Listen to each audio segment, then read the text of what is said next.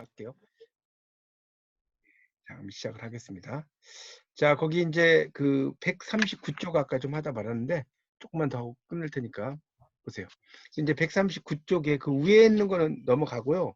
그 밑에 이제 아까 이제 그 고려 이제 이야기를 좀 하다. 그 위에 거는 몰라도 돼도 이거는 번거로운 이야기 나왔고 마지막 단락을 좀 볼게요. 139. 향가로 향찰로 전 향찰은 이제 음독과 훈독을 말하는 겁니다. 마지막 단락에. 그래서 이제 뜻이죠. 그래서 이제 그 승원가는 가사의 모습을 갖추고 있다. 모두 202줄이고 한 줄이 네 토막씩이고 한 토막을 이루는 글자가 석자나 넉자. 향자를 국문으로 옮기면 장편 가사가 된다는 거예요.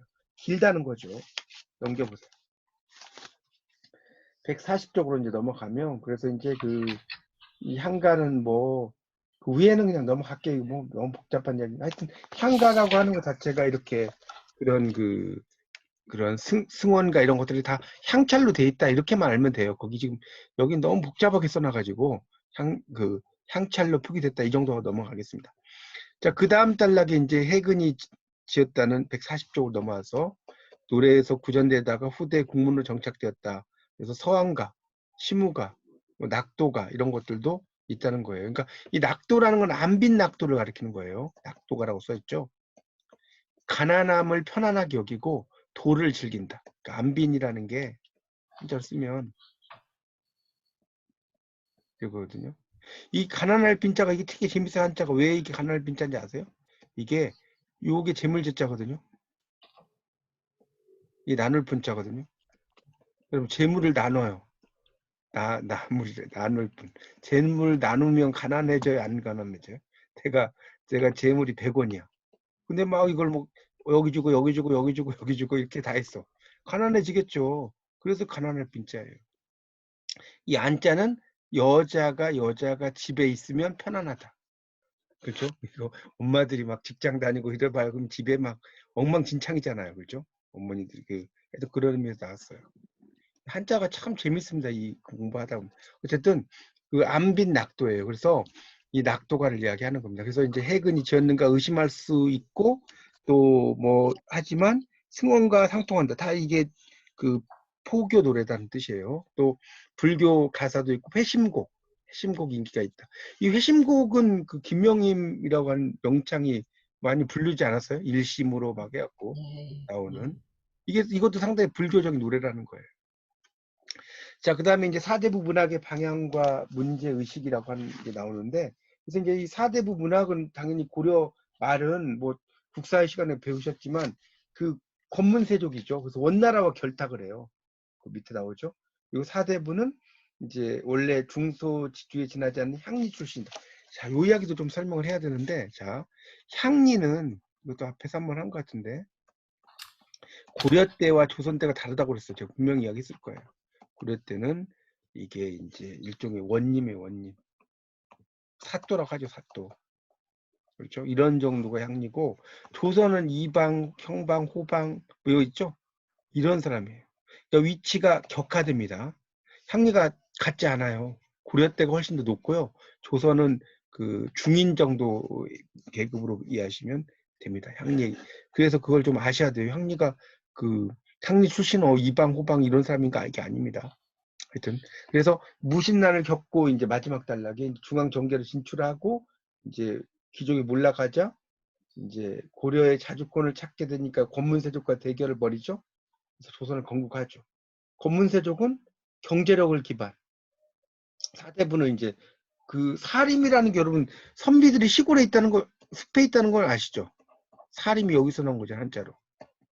별로 기반은 없죠 사림들은. 그렇죠? 그래서 이제 그걸 기반으로 해서 이제 문학적인 역량을 펼쳤다 뭐 이 정도 이해하시면 될 것 같습니다. 141쪽 141쪽으로 넘어가겠습니다. 그 위에는 좀 건너뛰겠습니다. 이거 다 일일이 못 하겠고 거기 이제 141쪽에 이렇듯 이렇게 시작되는 것부터 볼게요. 한 네 번째 달라.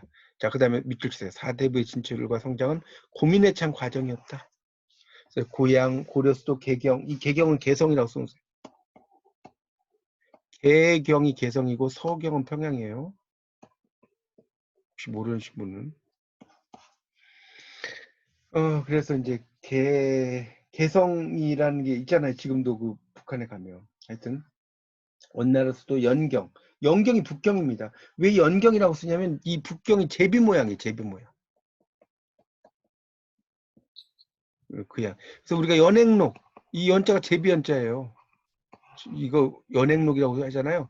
그러니까 이게 뭐냐면 북경에 가는 이야기.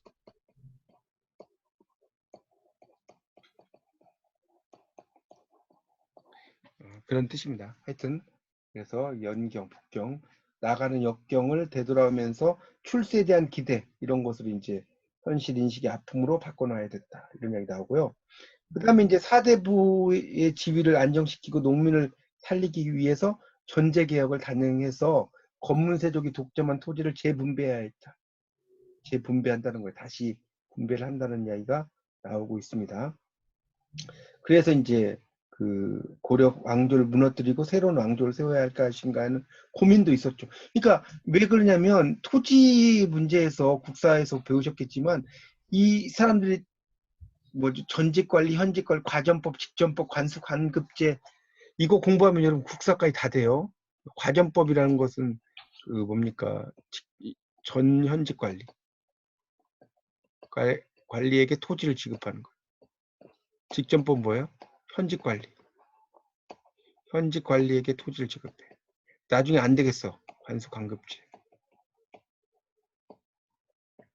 이건 녹봉으로 그냥 주는 거죠. 맥가마 이렇게. 토지를 주는 게 아니고. 이게 바뀌잖아요, 이게. 땅이 없어지니까. 이런 것도 이제 나중에 국사에서 배우실 건데, 하여튼 그런 것을 이야기를 하고요. 자, 넘겨보세요. 이제 뒤로 가서 마지막. 자, 그래서 이제 그 위에 뭐 나오는 건 넘어가고, 그 이제 두 번째 단락을 볼게요. 142쪽. 2세계 시대는 위기가 악화돼서 고려는 자주성을 회복하고 원나라가 위축된 것은 다행이지만 권문세족 행포가 계속됐다 이런 이야기. 그래서 신돈이 나오죠. 신돈. 거기 세 번째 줄에. 신돈이 원래 승려였던 거 아시죠? 나중에 이제 너무 권력이 커져 버리니까 막 행포를 해요. 신돈이. 그리고 이제 북쪽에서는 홍건적, 남쪽에서 외구 침입도 하고 상당히 힘든 시기고. 그 다음에 이색은 온건파예요. 온건파. 밑에 나오죠. 신유학을 근본으로 삼는 것이. 그러니까 급진파가 있고 온건파가 있잖아요. 그래서 당연한 일이지만 불교를 배격할 필요는 없으며 사상이 어느 한 방향으로 쏠리게 할 것은 아니다. 이색은 그 밑에 있죠. 체계적인 사고를 그 성격은 아니었다는 것이 나오고요. 그래서 호를 이제 밑에 보면 모근이라고 그래요. 모근. 이게 또 이제 재밌는 게, 자, 우리가 사문이라는 게 있어요. 사문. 세 명이 숨은 사람. 이정길. 외우는 방법 알려드릴게요. 자, 이색, 모근, 정몽주, 보은, 길재. 자, 이렇게 보시면 돼요. 이정길 알죠? 탤런트. 목보야. 이렇게 보시면 돼요. 이 이제 사문에 대해서도 이제 또 다른 사람으로 가기도 하는데 일단 일반적으로 이래요. 그래서 보시면 목은이라는 건 뭐냐면 이게 목축한다. 여호와는 나의 목자신이 그러잖아요. 이 목축한다. 그러니까 잘 어느 쪽으로 가게 만드는 사람이란 뜻이에요. 사람들을. 포운이라고 하는 거죠. 포운. 이 포라는 것도 이제 일종의 밭 같은 것을 이제 그 이야기하는 겁니다. 일종의 이 포라는 게.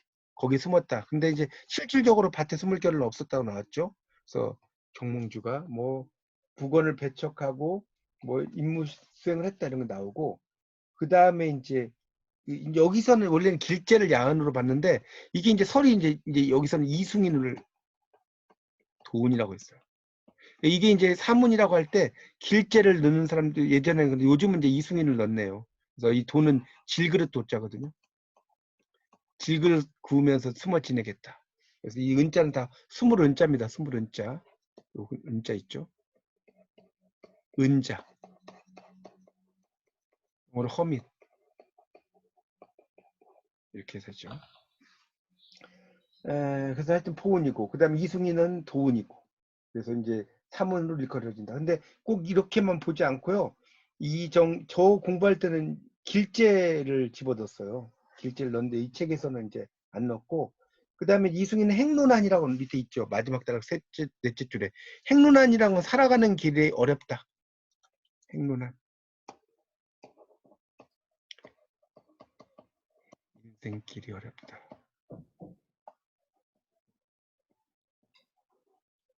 그런 이야기를 써놓은 겁니다. 그래서 이제 이 정몽주가 내쓴 호연지기. 호연지기라는 말 여러분 이렇게 쓰는 게 참 말이 어려운 것 같은데 원래 이 맹자가 한 말이에요.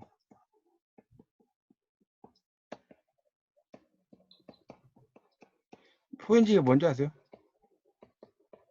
아주 쉬운 말, 넓은 마음. 그걸 호연지기라고 해요. 그래서 이제 우리 모르는 건 아니지만 만 가지 생각에 가슴이 불릴 정도 붙어서 창자도 탈 때 다구름을 듣고 한밤중에 일어나 춤을 추는 신명이 시인을 사로잡아서 이런 시를 쓰게 되었다. 그렇게 써놨죠. 하여튼 이제 이승인 같은 사람도 왜 그러면 이 사람을 사문이라고 하냐면 조선에 충실하지 않겠다는 거죠. 고려에 그냥 충신으로 남고 싶다. 이런 거거든요. 그래서 이제 그 세상은 그리나지요 위안 얻도록 내버려 두지 않아요. 밑에 나오죠. 정도전과 맞서서 전제개혁에 반대하다가 정몽주의 일당 처형되죠. 충절을 도하게 관점에서 평가하려는 것은 그가 이룬 작품의 실상과는 맞지 않는다. 이게 나왔죠. 하여튼 이 사람도 다 고려의 충신이라고 생각하시면 될 것 같아요. 이 사문이 고려의 충신. 그래서 여기까지가 이제 고려 말까지 했고요. 그 144쪽부터가 이제 조선 전기로 들어가요. 144쪽. 그래서 아마 조선 전기부터 들어갈 때는 제가 좀 속도를 좀 빨리 낼 겁니다. 왜 그러냐면 이 그 조선 전기는 여러분이 사극 같은 거 많이 보시면 엄청 많이 보셔서 그죠? 고려까지 잘 헷갈려도 조선은 뭐 그렇게 어렵지 않으실 거예요. 그래서 조선은 제가 좀 빨리빨리 해서 되도록이면 3월 안에는 이걸 끝내야 돼. 이거 뭐 이것만 할 게 아니니까. 제가 시간이 좀 되면 정말 막 저는 다 할 수 있는데 시간이 안 돼, 시간이. 저는 막 교양이들 안 가려요, 물불을. 안 가리고 가르치는데 하여튼 3월 안에 이 책은 좀 끝내도록 하겠습니다.